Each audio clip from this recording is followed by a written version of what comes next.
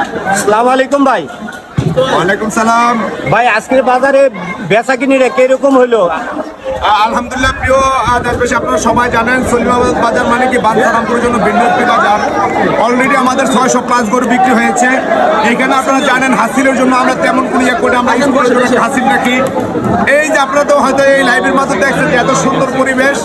এই পরিবেশ করেছে একটাই কারণ যে আমাদের স্কুলের জন্য যে টাকাগুলো আমরা এই টাকাটা নেই স্কুলের জন্য, এখানে কোনো নেতা কর্মী 10 টাকাও নেয় না। তো আমরা আলহামদুলিল্লাহ প্রায় 600+ গরু অলরেডি বেচা হয়ে গেছে।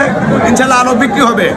এবং যারা গরু বিক্রি করতে পারবেন না, আগামী মঙ্গলবারে হাট, আপনারা সবাই মঙ্গলবার হাটে চলে আসবেন। আগামী মঙ্গলবারে হাট আছে নাকি? আচ্ছা, আপনারা এমনি তো গরু থেকে যে টাকাটা রাখেন এটা এমনি নির্ধারিত না, যে খুশি যত দেয় স্কুলের জন্য আমরা বুঝাইয়া রাখি, বুঝাই রাখেন নাকি? এইখানে আপনারা স্কুলের জন্য দিয়ে যান, একটা প্রতিষ্ঠানের জন্য আমরা রাখি, এই কথা। এই কথা।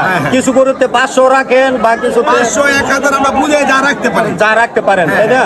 আচ্ছা আচ্ছা, খুশি দেখতে পাচ্ছেন সলিমাবাদ বাজারে আজকের যে পশুর হাট বসেছিল, আজকে 600+ গরু বিক্রি হয়েছে। এখনো বাজার শেষ হয় নাই, দেখা যাক পরে কতটুকু যায়। এখন পর্যন্ত 600+ বিক্রি হয়েছে।